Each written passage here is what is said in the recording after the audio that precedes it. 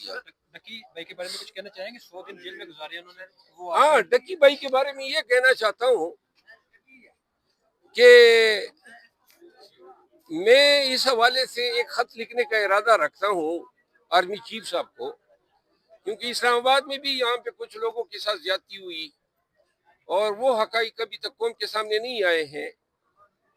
یہاں پر بھی ایک ایجنسی کا نام استعمال کیا گیا کہ جی وہ چاہتے ہیں ایجنسی کی بدنامی کی، اور میرا خیال ہے کہ اسلام آباد کے لوگوں کو بھی گرفتار کیا جانا چاہیے۔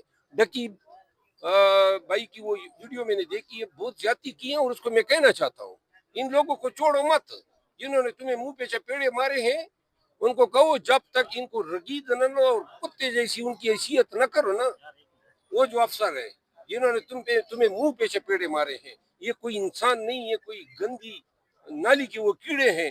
اختیار قانون نے آپ کو اس لیے دیا ہے کہ آپ لوگوں سے پیسے نکالیں، ان کی بیویوں کو، ان کے بال بچوں کو اور والدین کو ہراساں کریں۔ ایسے کسی سرکاری ملازم کو، کسی پاکستانی کو نہیں چھوڑنا چاہیے۔ بہت شکریہ سر، تھینک یو سر۔